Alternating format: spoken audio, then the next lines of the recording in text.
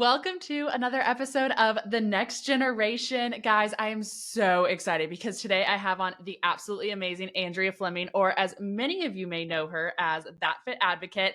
She is an amazing entrepreneur within the agricultural industry, fitness connoisseur, mental health, like amazing and mental health, and just her story and everything else that she has to share about her journey growing up in agriculture and just everything else about entrepreneurship, fitness, health, wellness, all the things. So, Andrea, I would love it if you could just take it away and share a little bit about yourself and tell everyone kind of who you are.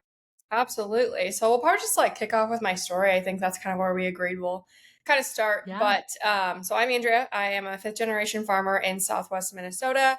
So when you think of Minnesota agriculture, you might not think of what we do with crops, cattle, all of the things. And I farm with my family. So we have row crops, corn and soybeans, pretty just, casual corn and soybeans everywhere around here.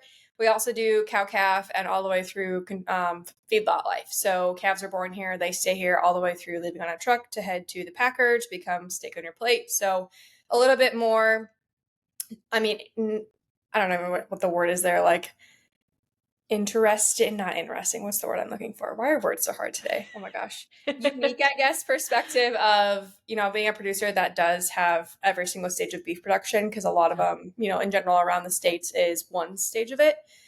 So typical kind of farmer feeder life up here where we do the whole fun shenanigan of that. We also do some cow calf confinement pairs. So that's a little bit different, as well as like traditional on grass cow calf pairs. That's just kind of a lack of pasture up here in the land of crop country. Outside of that, I am married. I love fitness. We can go down that rabbit hole, all of that fun stuff.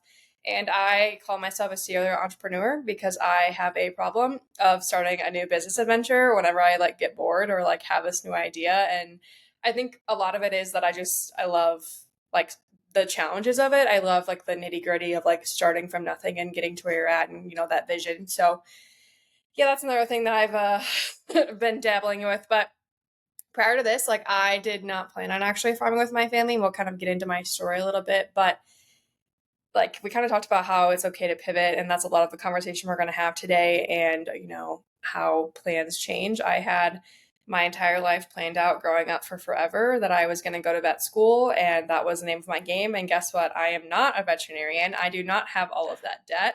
I don't get called at 3 o'clock in the morning to pull somebody else's calves. I just pull my own calves, all that good stuff. But yeah, we'll dive in right now. If you want me to just like kick off and dive. Yeah, absolutely. Just take it away. I would love to hear a little bit more just about like your background of kind of when you did go into college and you were like, I have everything completely planned out. This is the path I'm going down. And then the huge pivot that you kind of had to take and where it led to where you are now.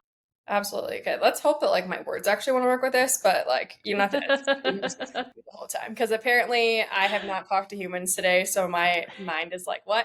That's my life, hanging out with cows every day. But so I grew up in a small town, and ever since like preschool, I was that kid. They'd be like, "What do you want to be when you grow up?" And I was like, "A cow vet." That's all I wanted to do was literally be a cow vet. Specific into like repro and genetics. I'm a nerd about that. If any of you follow me or like go look at my AI highlight on my stories, you'll see on my page, it's like nerding out over genetics and like breeding cows. It's my favorite thing in the entire world. So that was the plan. Kind of grew up through like some bullying and all of that jazz. And I, left high school. This plan said, I was like, I'm going to prove everyone wrong. I'm going to go like chase success and do everything I told everyone I was going to do. So I got my undergraduate degree from South Dakota State University, got my lovely animal science specialization degree. So I pretty much took all of the biochem and biology and organic chemistry and classes that like don't really benefit me anywhere at this point, but I could probably tell you how to like make some little stuff blow up at this point. I don't know. So I got my undergrad, applied to vet school, and that was an undergrad in 3 years. So I was kind of on like the fast track of trying to get it done as fast as I could, because 8 years of school, if I could make it 7, was quite a bit better with time and money. So I applied to vet school and I got my first denial letter. I got a second, a third, a fourth, and a fifth. And I had no backup plan. that's all I planned on doing my entire life, was being a veterinarian. And I had good grades. I thought I had all the experience they needed. Like, I felt like I had dotted my I's and crossed my T's, done all of the things. As like a large animal girl, I did a lot of like small animal hours because they were like, do all the things, you know? And at that time I was really heartbroken and kind of just like, I don't know what to do, because when you've had spent, so I was 21 at the time, you know, 17, 18, 19 years of my life, that was my plan, was to go to vet school and become a veterinarian. And, you know, I could apply again, all that jazz, and we'll get into that stage of my journey. But I felt like I was just like in this hole, and I never did like an internship. I didn't do any of like the traditional, you know, like animal science student that wasn't going to go to vet school type of experiences, where I didn't have a lot of experience. I didn't know what I was interested in besides large animal medicine. Like, that's all I wanted to do. So that was actually my last semester of college. It was like January, February, when I was getting these last ones and kind of really struggling a little bit there of, what am I going to do? Because if I graduate, I don't have a job. Like, there's not a place for me on the farm. Like, we're not a huge operation. There's not something there for me to go back home to. And who's going to hire a little old me that has no experience? Because when you're in a rut, you're selling yourself short. See how I caught myself there? But that's in my head. I was like, I don't have experience. Like, who the heck is going to hire me? I ended up trying to like apply for like all the things, because I was like, well, I have an animal science degree. Like, I know stuff about cows. I could probably find something, hopefully. And had some interviews, kind of just like kept walking in. I ended up getting a job in feed sales, and I was there for a couple of months and moved back home because it was near my hometown. And 3 months later, I was very unhappy. It wasn't the job for me, just wasn't a good, healthy environment. And my mental health was kind of struggling. And then entrepreneurship started August of 2018. That's where we're at now. And that's been a journey in itself. But that's kind of the like wild, chaotic thing of, how did I end up here? Because I never planned to be back in my hometown and actively involved in the farm. I didn't think it was possible to farm with my like dad, to be honest, because we just, you know, would buck heads a little bit. So yeah, it's been like a Yeah. smack to the wall, like a ping pong going back and forth essentially.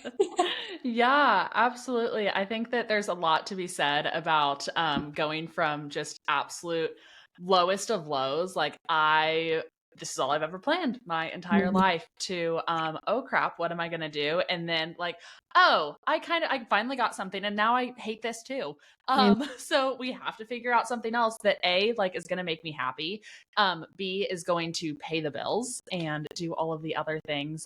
Can you speak a little bit more, just before we go too far into where you are now, just a little bit of the background, not background, but a little bit more on the process of that failure turning you into kind of like the person that you are now? Because without not getting into vet school, you wouldn't be the serial entrepreneur that you are. You probably wouldn't be nearly as happy. I feel like God kind of works in mysterious ways sometimes. And in a sense, it was probably his way of protecting you. And sometimes it's hard to see when you're in the valley and when you're really facing those troubles and trials. So I'd love to hear just kind of your perspective on those things. Yeah. So, you know, it's just hard because like when you're 21, you're like tunnel visioned. You're like, nothing's gonna bother me, like everything's Yeah. gonna work out. Well, then like life just happens. So as much as it was like the most challenging years of my life, I really think it was really needed and necessary for me to kind of like wake up a little bit, kind of have that like not midlife crisis, but like early 20s crisis of, you're gonna have to pivot. Like, things are gonna Yeah. be thrown at you, crap's gonna happen, like figure it out type of thing. How are you gonna cope? How are you gonna handle like challenges? Because when you are in college and then you transition to adulthood, you think it's going to be a smooth transition. It's like the rockiest road you've ever been on. And then add that of like feeling lost and empty and like you're a Hmm. failure. It was a mess. And I think a big piece of like what kept me sane navigating all of it was, one, having a really good support system. I met my husband, my now husband, I guess we weren't married back then, that last semester of college. And bless his heart, he was like the best human ever, because when I was lost and like in this, you know, hole, I was not a nice human to some people in my life because I was so angry at myself for something that, you know, wasn't necessarily my fault. You know, like I just had to be hard on somebody. So I was just kind of in that toxic place, but also I recommitted to my fitness journey when all of this was happening, and that really helped me like release some of that like stress and tension and anxiety and depression that I was experiencing. And it could have been so much worse, to be honest. It was bad. But I look back and I'm like, if I wouldn't have been at least like trying to take care of myself, I can't imagine how much worse it could have been, to be honest. And I'm one of those people, I guess, too, that this is a very multifaceted answer because I like look back and I don't know like what the one thing was, Yeah. but if I shove my back against the wall and I have no other choice but to figure something out, I will figure it out. Like I do really well under pressure or like time restraints. I procrastinate for a reason because like the best work comes out of that for me because I have to put blinders on and go. So I think like not getting into vet school, and ended up not liking that job, having like this little bit of a business that I could turn into something when I was really struggling. I was like, this is my out. Like, this is my option. This is the only way I can go. I put all of my time and energy into it, had that support, and went for it. And I think it's just a lot of like messy action, figuring stuff out because, yeah, when you're 21, like it's chaotic around you everywhere. You're changing, you're trying to grow up, like it's just a lot. So having a good support system and having something to like take the stress out was huge for me, and knowing that whatever happened, it was going to end up where I was supposed to end up. Yeah, I think that sometimes when things happen when we're in our early 20s, it can feel like the end of the world. Oh yeah. Or like, okay, well, this is all ruined now. Like my life is a dumpster fire. I'm probably going to end up on the streets now, or at least sometimes maybe that's what our parents think. Yeah. Is it actually the case? Probably not. But it's one of those situations where, especially if that's all you've ever thought that you were going to do your entire life, and then it just absolutely gets halted in your face, it's like, oh, okay, so we have to figure it out now. Like I don't have another option. I'm gonna figure it out. I would love to hear a little bit more about your decision, like coming home after your feed sales job and stuff. Like, okay, like we've got to figure it out. My back is up against a wall. This is where I'm gonna perform, where I'm gonna figure something out. And then just that process of to your serial entrepreneurial journey that you're in now with your husband. Yeah, I think it was more of a like this could be temporary. Like in my head, Yeah. I was like, if this isn't working out, and I will say, like, I came home from college, I lived with my parents and then kind of like remodeled the acreage we live at now. It was an old house. My parents didn't Mm-hmm. make me pay rent. Bless their hearts because that was helpful. Like back then, life was Yeah. not as expensive as it is now. I was like, I make $600, I could pay my bills. Like I didn't have a Yeah. lot of like payments I had to make, and I was like, I could figure it out for a couple of months, let my mental health kind of like chill out because I was having major like panic attacks and really struggling with that. I just needed to figure out what the next step was for me. And I was like, Mm-hmm. well, I have this business adventure because when I recommitted to my fitness journey in January of 2018, when I was not getting to vet school and kind of in this like turbulent spiral, I started sharing that journey online. And it was more of just like, if I post a sweaty selfie and tell people like, I'm going to show up for the next 6 weeks or whatever it was, that accountability is going to hold me to it. So as much as it was like, I think 800 people at the time, it was like people I knew, like before the Instagram that Instagram is now. No stories, no reels. It was just like posting, right? Yeah. It was super cute back in the day. If you scroll a whole bunch, you can see it. But at the same time, not getting into vet school, I asked my dad, I was like, will you co-sign a loan and can I buy some bred heifers? Because I'm sad and depressed. I should just buy some bred heifers, right? And we did. So it was kind of a really good thing because I'd go home on the weekends and help with calving. And that's when I would start to get the questions of, why are you tagging that calf? What are you giving that calf? Why are you banding him or castrating? Like things that I thought were common sense and common knowledge being from a rural community. And I was reaching people that I didn't know in real life, which is when Instagram kind of started to like do that, where it was you could, grow and find and connect with new people. And I was like, hey, the disconnect is real. It's not just like growing up, you like go on the state fair, go to the Twin Cities in Minnesota, and the disconnect is there. But I was like, that's a big city. And I was talking to people that weren't from big cities that had no clue. And I was like, whoa.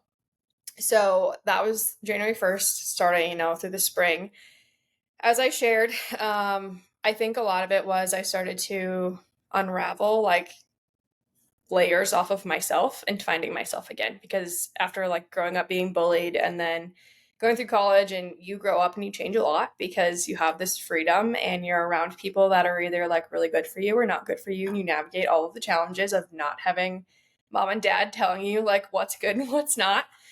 And I started kind of like finding myself again and being like the quirky Andrea you see now that is unfiltered and raw and does like the most random things at time and doesn't care if there's manure on her face. Like I started finding my people and my platform was growing and I was doing the health and fitness coaching thing at the time and that was my business. So with the more time I had, I would help on the farm, not being paid, but I was like, someday it'll be worth it. Like I like being there. It's fine. My cows are there. I don't have to pay yardage. And doing that. And I started finding a lot of joy in doing both of them because it was two things that really like lit my soul on fire outside of a career in vet med. And I started actually feeling joy again and kind of coming out of that hole. And as you are like finding yourself and feeling really good and you start to like radiate true happiness again, people like to be around that. And I started sharing the real and raw journey. And like there's days where things were hard and I shared all of it. And I was shocked at the time. Like I found my journal the other day. I've journaled for years now of like sharing raw, candid thoughts. And I would like journal how the conversations would happen from people that I had no idea of when I was growing my platform back then. It was such a cool experience. And when you connect with them in that way, you have that common connection, obviously. And then like they'd become a client and my business started growing. So that's kind of like the end of 2018, got into 2019. I still did that. And I started really realizing and like allowing myself to giving myself permission essentially to look into other things that I was interested in. Cause I never, ever, ever thought that like fitness would be a thing for me. Cause I hated it growing up. Like, cause it was like cardio days in high school and that sucks. I'm a runner now, but like back then I didn't want to do it, you know? So then I would, dabble into more of like the advocating for ag stuff and different pieces here. And I've really kind of still every year, I think, taken off more layers and figured out what lights my soul on fire throughout the years. So that's kind of, yeah. There was a lot Yeah. that happened. Like I could talk about every single day of my life there, but it was so long Yeah. ago. Like it's like, I think here I'm like, that's 6 years ago already that I have been doing this now. So Yeah, it's crazy to look back and be like, wow, time really does kind of I know fly this really is fast. What, yeah, for real. What would you say to maybe a young college student or young adult or someone that is listening to this and they're like, hey, so I'm kind of in that situation right now that life is not going how I originally expected it to go. And I'm at that crossroads. I'm at that point in my life where I've got to kind of make decisions. It's scary. It's a lot. But what would your kind of advice or what would that conversation look like for you? So this is good because I spoke at an event last week and I had someone come up to me in this exact same boat pretty much. And she asked me like the exact same question. And I was like, as like cliche as it sounds, like what happened was probably meant to happen. Yeah. And it's only turning you towards something that is actually going to be better for you or just like, shifting your zone of where you should focus.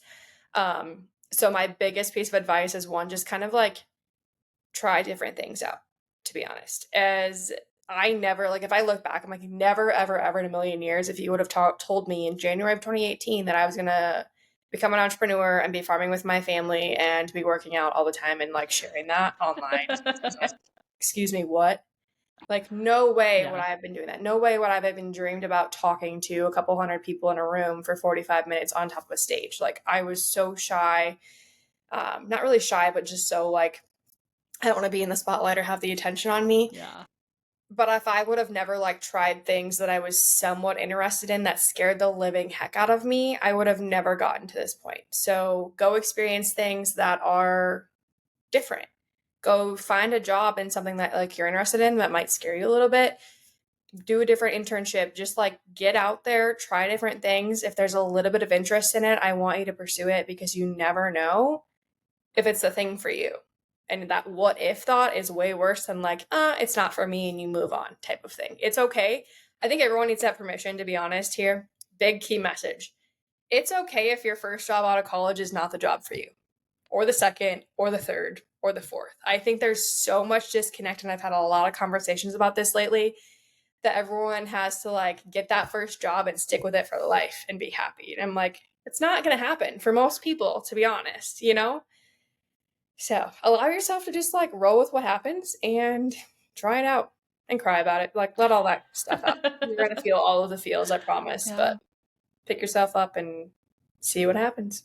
Yeah, I think there's a lot to be said about just like trying it out Oh, because yes. I feel like as young adults, we put so much pressure on making the right decision. Or Mhm. when you are going into your professional career path or things like that first job is so important because it's like the start of your career and it's catapulting you in this direction. And this is the career path I have to take. So I have to get this first job to get to this level that I want to be at in 6 years or 20 years or whatever. And we put so much pressure on that first job or that first experience or getting into that school or X, Y, and Z. And it's like, at the end of the day, it's going to be okay.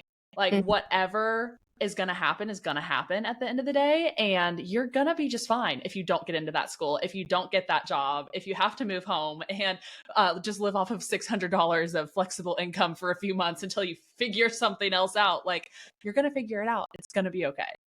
And I feel like your early 20s, like mid 20s even, and I like late 20s, that's where I'm at now. But it's still okay to fail and like Yeah. have things not work out. It like mentally in the moment, it is so hard to navigate that. But then you look back at it a year or two later and it doesn't hurt or even remotely seem as big as it was back then.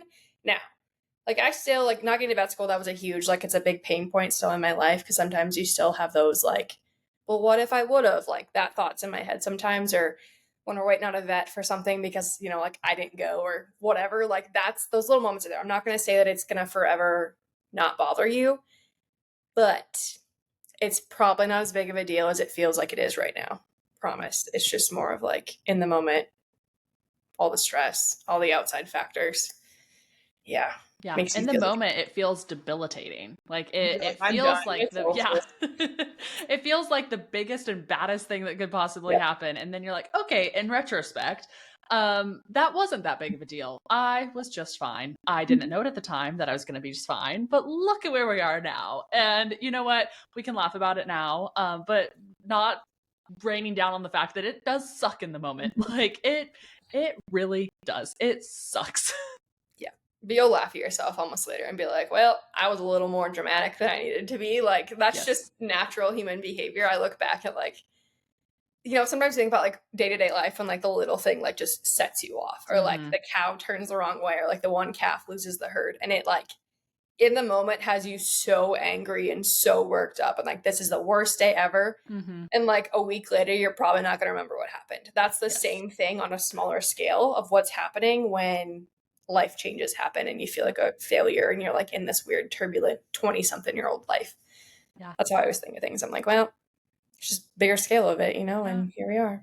And as young adults, life, like for 10 years, all it's going to do is change. Mm-hmm. Like from the time that you graduate high school till your Oh, 30s, yeah. like, or your mid 20s or whatever, all life is going to do pretty much every single year is change. Like I look back and I'm like, oh my gosh, a lot has happened in the last 6 years. How much Like, like you change too. Like yeah, even just looking at like pictures or like the way we yeah, like talk and act and the things we like believe and the world we live in. Like I think for us, it's been a little chaotic as well because like we had COVID and like yeah, all of that on top of it. But like life's gonna fly by regardless. So you might as well pick up the pieces, figure out what's next, and keep rolling. Because if you dwell on it and sit in that negativity, it's only gonna make it that much worse versus, well, crap, that sucked. Moving on. And then the next thing's gonna suck, but there's gonna be a lot of good stuff at the same time mhm. happening. Yeah, absolutely. What would be your advice for like that moving on portion? Like, okay, well, we finally accepted that it sucks, but now this is what I have to do. Or I know for me personally, it was a bunch of trial and error. Yes. I trial and errored a lot Mhm. of different things. I started businesses that failed. I did, well, maybe not necessarily failed. I don't really like to say the word failed because it has such a negative connotation, but like started businesses that I do not currently run anymore. Yeah. And different things like that, I know that was part of my journey, but it's really hard, I think, to just take that first step Yeah. and not be afraid to fail again when you've just failed or you've just like gone through a change. But I'd love to hear what you kind of think. I think the biggest thing is being very like open-minded of anything that presents itself in front of you, because Yeah. everything that like comes into your life is an opportunity, and the way you act on it is kind of like pivots of what that's going to turn into. So if you're presented with something that's like, oh, this is a little bit interesting, like that's the trial and error piece where we're very similar. I'm like, if it doesn't work out, it doesn't work out. Like you Yeah. learned something in that moment. Failure is never a bad thing, because I guarantee you'll learn, you'll figure out like that was great for me, or that was not the thing for me, or this didn't work out because of XYZ. So the trial and error thing is huge. But I also think that like being very open and honest with someone in your life about what's going on is really important, because sometimes when we can like bounce our thoughts off of somebody, whether it is like I was in therapy, like I talked to somebody for a very long time because I was obviously mental health as well. Also had my now husband. I think it's really important to have conversations with people that are a safe space, as well as kind of like aren't attached to your life. That's where like the therapy thing can come in, or someone that you look up to, and if they're in that same path you wanted to go and they have other advice, like you never know. I always think it's great to have lots of advice from different people, but the trial and error and like having someone to actually talk to navigate things through and to look up for advice is huge. Because yeah, when you're 20 something, you might feel like you're unstoppable, and you probably are, but you still have so much to learn, and there's so many people that can give you really good nuggets of information or little tips of like maybe you should try that. The biggest thing too is with that, like we're so tunnel visioned a lot of the time that we don't open it up and look to the side, because I never would have even gave thought to doing all of like the entrepreneur type stuff that I have going on if I wouldn't have like got the tunnel vision opened up a little bit, because you see things as black and white of like work here, job A or job B.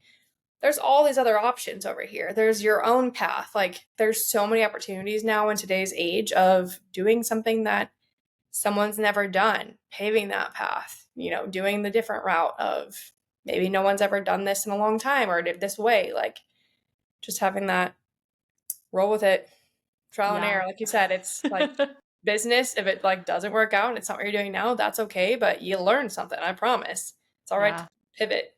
Yeah, you don't have to have it all figured out. Oh, yeah. Like, especially in your early 20s, you don't have to figure it out by the time you're 30. You don't have to figure it out by the time you're 50. Like, I think the entire beauty of life is the fact that, like, we are going to be continuously just figuring it out Mhm. and pivoting and being new people and turning into, like, new versions of ourselves and just learning along the way. And I think there's just so much to be said about that. I personally, the biggest thing that you said just now that really resonated with me was the fact that you were like, get a mentor and be in therapy because those two things I cannot preach enough. Like, I think that having a mentor and going to therapy were two things that absolutely transformed my life in my early 20s, just in the aspect that like I have someone that I can look up to and that continues to push me and push me out of my comfort zone and stuff like that. But then therapy was huge for me too, and just having people to talk to, because therapy for me was the one place that I could go and talk about anything that was going on in my life and talk about anyone in my life. And it was a person completely separated from it all. Whereas, like, it's like, yes, you have your husband, but your husband is your husband. Like, they're involved in your life in It's the the day to one day. that's like irritating you that day for the dumbest thing Yes. you need to get for your chest. Like they're not going to want to hear that when they snooze their alarms 14 times. It made you angry. Like Yes, it's precisely. somebody that's outside of your bubble, that is that safe place, that can also, like, as we're talking as humans, like sometimes we won't let ourselves admit what's really going on or what's really bothering us. But if we're Yeah. talking to someone on the outside, kind of like looking in, they can pick up on things and help you actually figure out like what the true issue is, or Yeah. where things are stemming from, because otherwise it's so like, well, this is what I think's bothering me, when really it's like this other thing that's like turning into this. Obviously, like everything you grew up with affects that as well, but Yes. just helping you understand yourself a little bit is Yeah. a huge piece of talking to someone that is not actively involved in your life outside of when you go hang out with them to talk for a while. Yeah. One of the biggest things for me was like when my therapist would ask me like, "So, do you feel this way or do you act this way during these certain situations?" And I just kind of looked at him and was like, "Maybe. Why?" Like, and I was so against it for so long, guys, Yeah. but I knew that I had to do it. And then it was like, "Oh, why do you know everything about me? Like, Mhm. this pisses me off now. Get out of my damn head." Like in my brain, this is Yeah. like I've never met you. And I will say too, like I went through a handful of people before I found like the right Me person to too. talk to Yep. for myself too. So don't like, because when I originally first like tried therapy very early college, I went to one person, they weren't my person, and I never went again. That was the worst thing I probably ever Yep. done because I could have had 3 years of really great therapy with someone who was my great therapist prior to this. Probably would have handled it a little bit better versus like binge drinking and being a very crappy human to people like I did. Uh, but like find the right person for you. I know someone that's on like her 13th therapist now, and she finally found the right person. And in the Mhm. last 6 weeks, it's changed her life Yeah. finding that. So don't give up. Hopefully, it doesn't take 13. I think they usually say like 2 or 3 is where you kind of find your sweet spot. But yeah, it's uncomfortable. It's hard. Like it's weird. And I think it's more normal now for people to go to therapy. I think we've helped like normalize one mental health and then like Mhm. talking to someone. But don't underestimate it because it is life changing when you find the right person to just let that stuff go and it'll Yeah. impact every piece of your life in a positive way. Yeah, absolutely. You could go to therapy and need to like go and talk about relationships or about Mhm. school or something, but it's going to just impact, it's going to Mhm. have a cascade domino effect on every other aspect of your Mhm. life and just your mental health as an individual in general. Because I know that like Andrea and I both have mental health stories of struggling with it in the past. And it's one of those things that I am still a huge advocate for going and helping yourself while you can and while you're good. Like don't wait until you're in the valley to go and find someone because all of your energy in that moment needs to be towards like helping yourself get back up and not like, oh, well, okay, so I need to get myself back up and go find someone to help Mhm. me get myself back up. And so it's a lot easier if you just have that relationship kind of already formed, and they can start stomping on your life before stuff gets hard. We say that in the nicest way possible. It's all good. It's good stomping.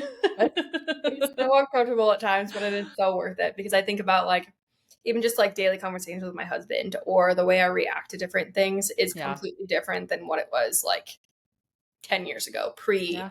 you know, working on that. It's the little things that it's going to help Hmm. in your life so much.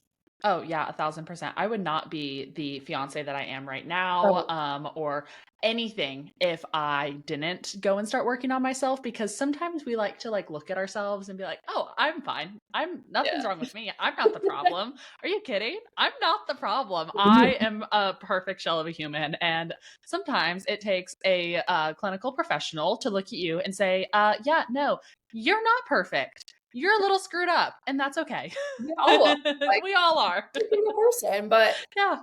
we can always improve. Like, that's the Yeah. number one thing is you can Yeah. always be better than you were the day prior, no matter what it is. So Yeah. that's the mindset to have going into it of like, what can I learn today? How can I improve my how I react to things, how I Yeah. communicate? Like, it's every single piece of your life that you can improve upon.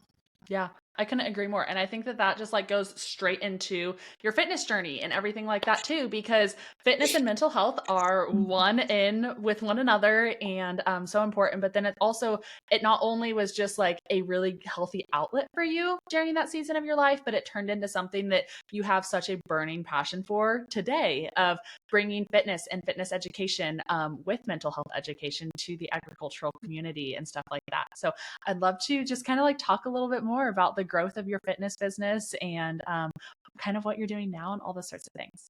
Absolutely. So it's just like wild because if you we kind of touched on this a little bit. Like I was the girl that would have every single like orthodontist appointment or like doctor appointment, eye doctor appointment during PE class growing up because I didn't want to go to gym class. Even if it was like playing volleyball, I was like, I'm out. Like not for me. I didn't enjoy it. Like it was never, on my radar. The only time that I would work out pre-college was to feel like I'd look good in my prom dress or, to kind of like have that punishment for something I ate because that's the generation that I grew up in. That's my relationship with fitness prior to college. And I'd always been told, I'm being diagnosed with anxiety from the time I was like 12 and on and with depression a little bit later that fitness, working out would help my mental health. And I was like, how's it going to help my mental health if I hate it already? Like, how's that going to work? I was very like, Yeah. not like door closed, not going to go work out. Don't talk to me. Then you go to college and, you have freedom and you're trying to figure out how to like have a life. Nobody's controlling you. parties, all of like the college experience, right? And go to class, get good grades, and stress happens. And I was like, I'm struggling. And that's when I started kind of like dabbling of going to the gym a little bit, kind of messing with that. And I ended up falling in love with home workouts where I was lifting weights. So, fun fact, never was a cardio junkie. I like running now, and I'm not sure why. Obviously, you're like, we evolved. But I fell in love with lifting weights and feeling strong, and then started to make that connection, one, to my mental health, but also to how I was feeling into day to day life.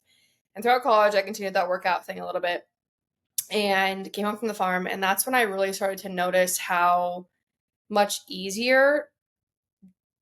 like mundane tasks were because I was working out every single day. And I started to make that connection to fitness and certain moves, helping with certain things, and, like proper mobility and stability within your joints. Because how many times do you roll your ankle on a daily basis or like on a weekly basis?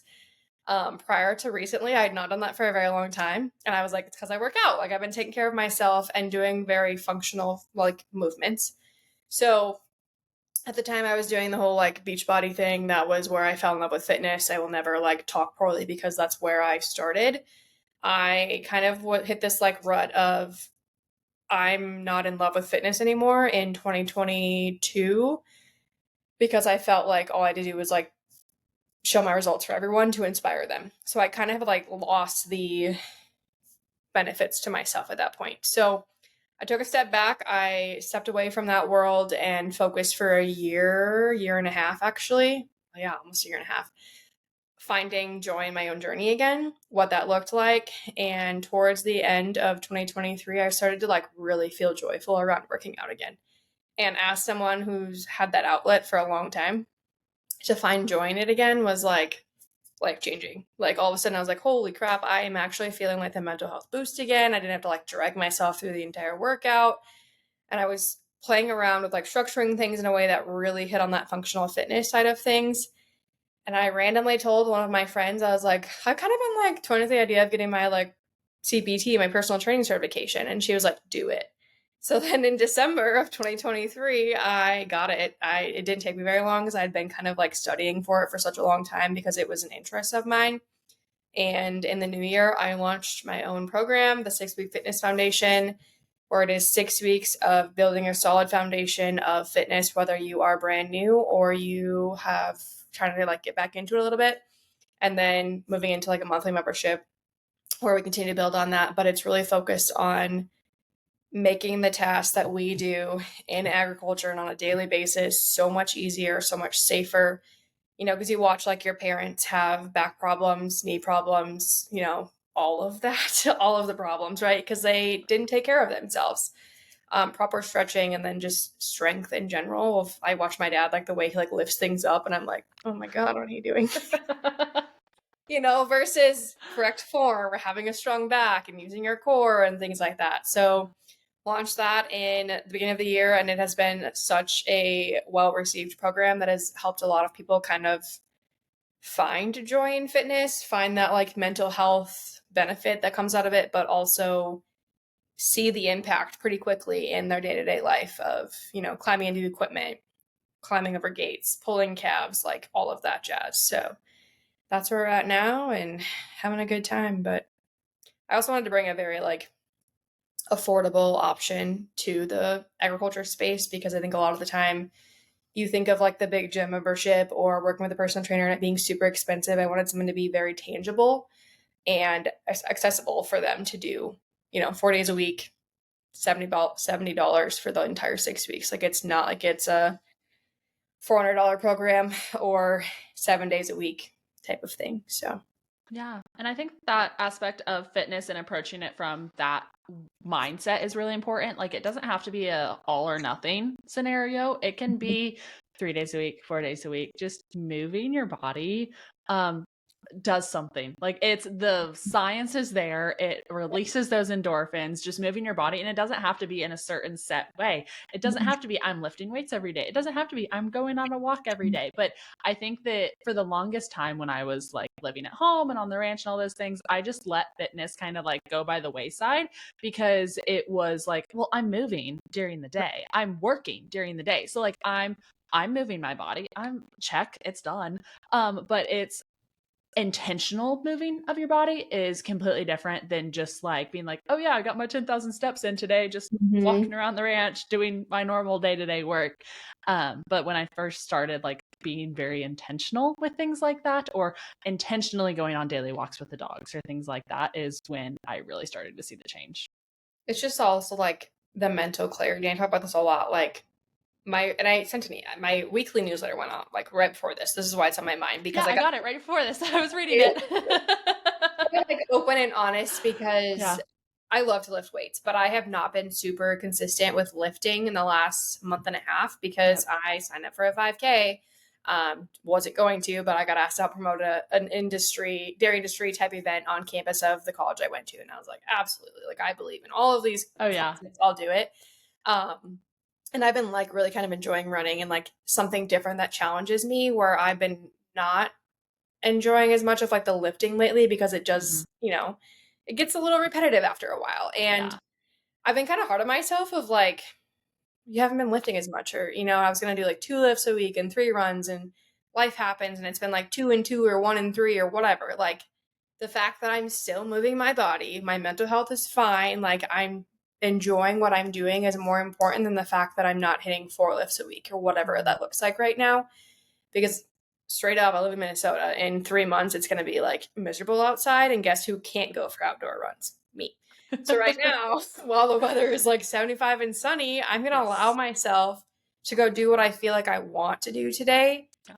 and then end up doing that in the winter. So, like, you're going to change, you're going to evolve, but some sort of movement on a regular basis, the mental clarity that comes from it and the stress relief, like, one, being in agriculture, and two, farming with my family, and three, being an entrepreneur, like stress is all around me all the time. Yeah. My workouts are my one place that I can just like generally shut my mind off and just exist for 30, 45, 60 minutes, even if it's a walk, if it's my running intervals, if it's lifting, whatever it is. I feel so much lighter after that because I shut everything off. Otherwise, you sit there and you think and you're like, I should be doing this. And we're in this constant, like, I have to be productive all the time mindset. Yeah. It does so much for your mind just to go do something for a little bit that's not work. And it helps shut it off a little bit. So don't underestimate that because it's a life changing mindset thing when all of a sudden you can like shut the world out and just be in the zone during a workout. Hmm. Best feeling ever. Oh yeah, 1,000%. I seriously couldn't agree more with anything that you just said. It really resonates in my personal story and journey, and I think a lot of other people's as well.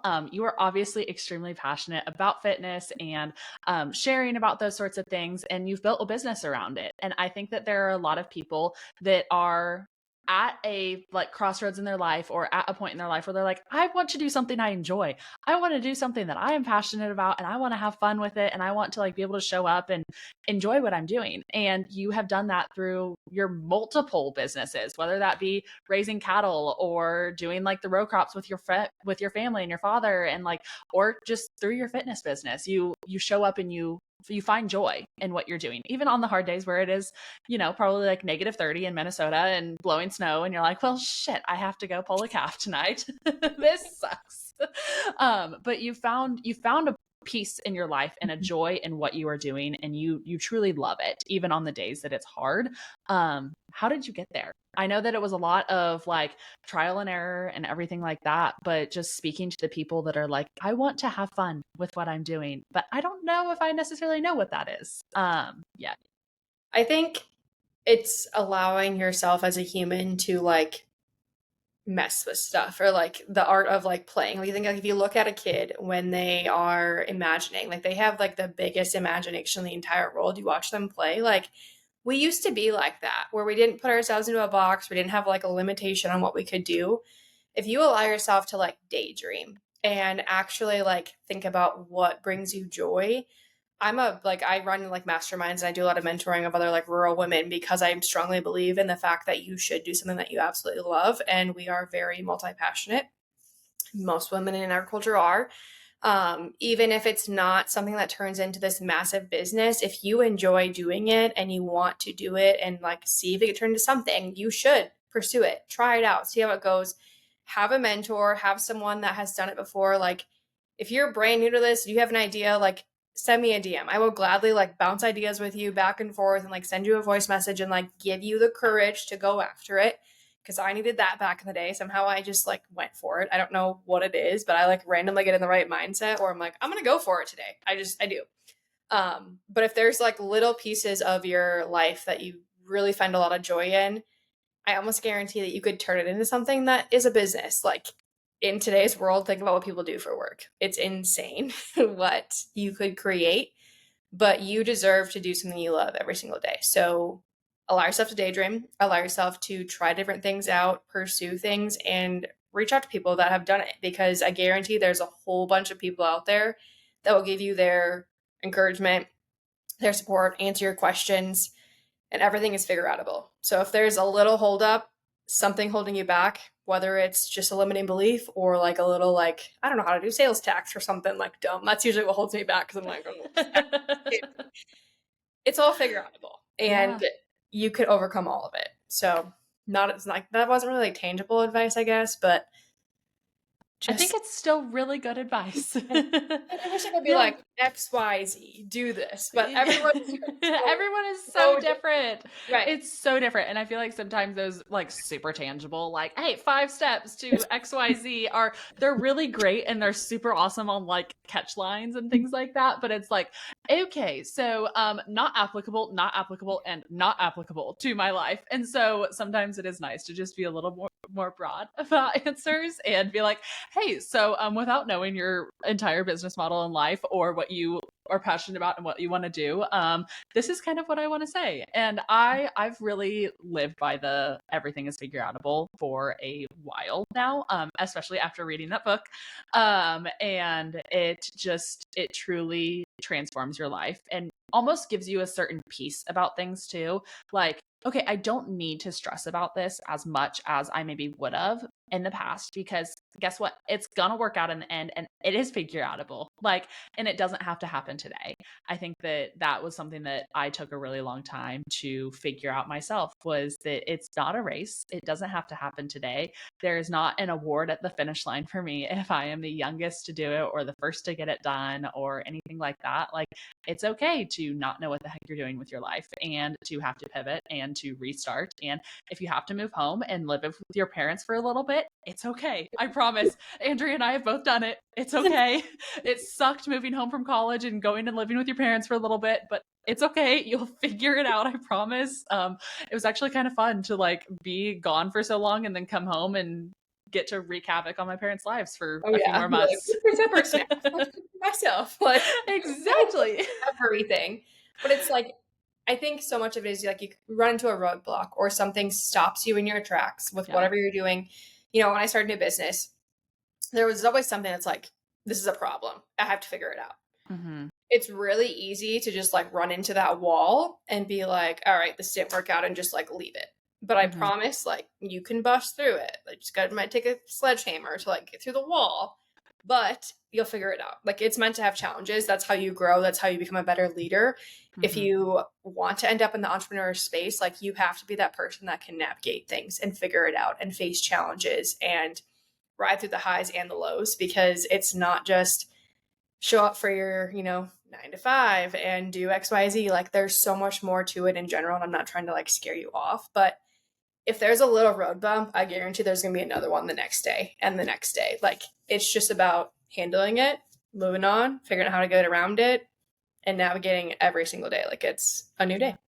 And I think a big mindset change that I had was looking at those road bumps as like strength building activities, because like you said, there are going to be continual road bumps that come along as the journey is going. And I look at it as like, okay, this is God preparing me for a bigger boulder that is coming up or a mountain that I'm going to have to climb, which am I looking forward to that? Absolutely not. But when I get to that mountain, I'm going to be extremely grateful that I powered through these little roadblocks and I've gathered the strength leading up throughout my journey to be able to conquer that mountain or to be able to work through that problem or do X, Y, and Z. Because I'm like, okay, so if you had presented this to me 6 months ago, I probably would have thrown my hands up in the air and thrown a fit like a little toddler because I wouldn't have been able to do it or didn't think that I would have been able to do it. And so I think that sometimes just reshaping your mindset around either failure or setbacks or different things like that as like growth opportunities, which is really hard to do in the moment. I fully acknowledge that. Yeah. Am I the best at doing that in the moment still? Absolutely not. Go ask my fiance. Sometimes I'm still like, well, what the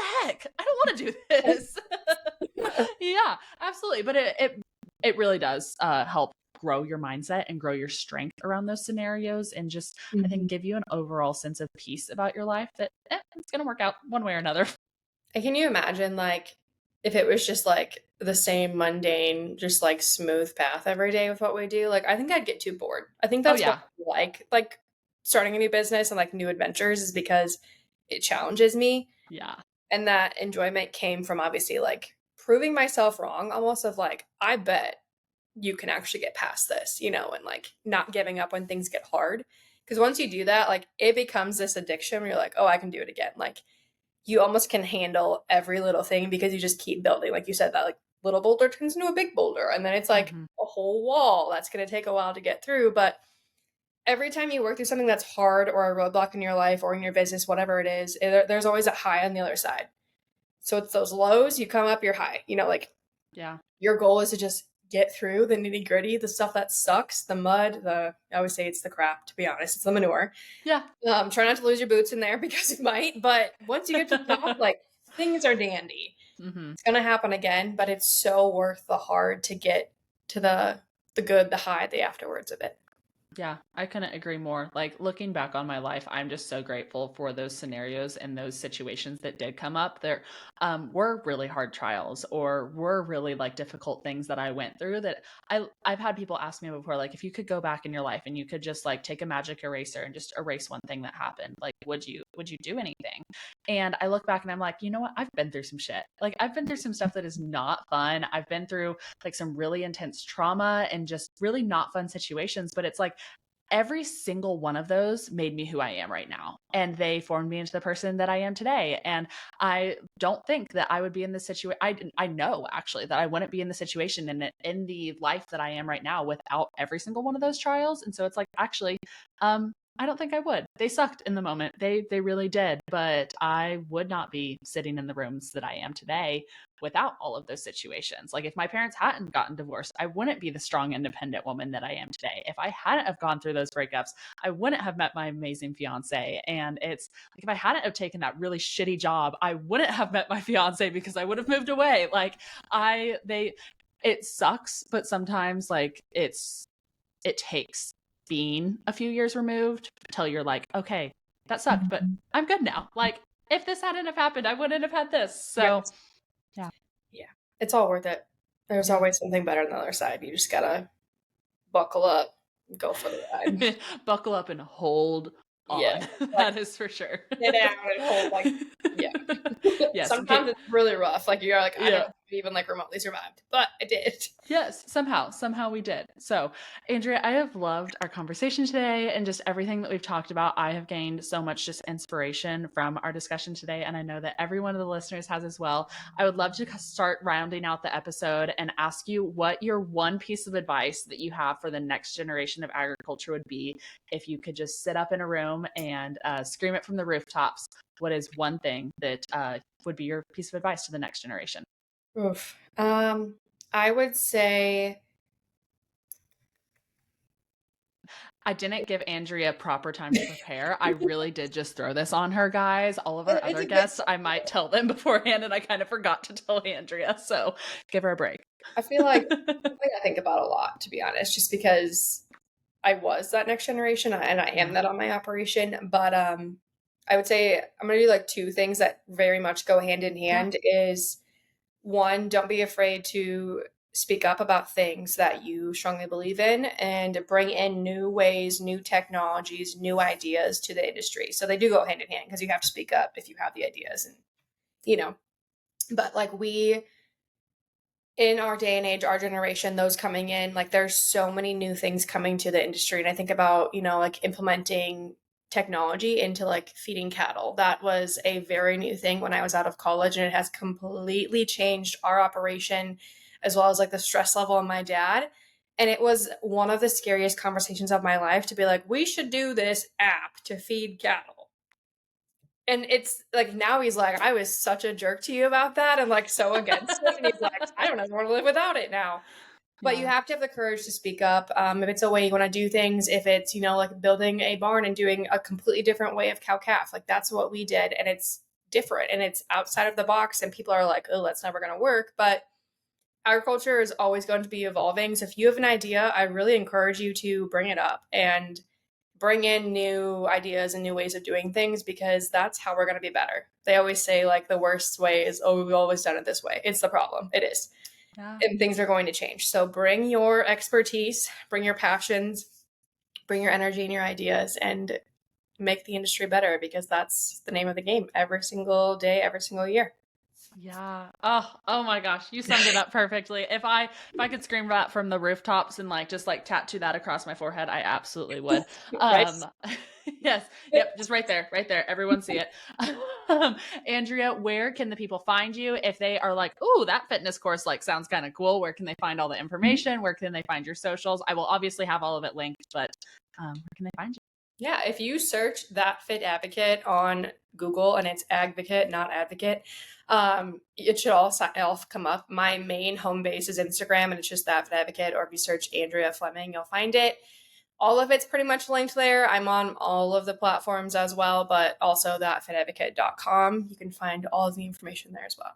Basically, if Yeah. you Google search me, you'll probably find me Yep. in 17 different places. I have that Pretty set. much. The one good thing I've branded myself is there's not many that fit advocates out there. It's been really easy just to like send somebody there. So Oh yeah, 1,000%, 1,000%. And I will have all of her gajillion links linked below, guys. If you want to get into her fitness course or just learn more about Andrea's life, if today's conversation spoke to you, please go give her a follow on Instagram. Send her any DMs or questions that you may have about just kind of that next step and journey in your life, and I'm sure she'll be there to answer them. So, Andrea, thank you so much for joining us on another episode of The Next Generation, and to all the listeners out there, we will see you all next week.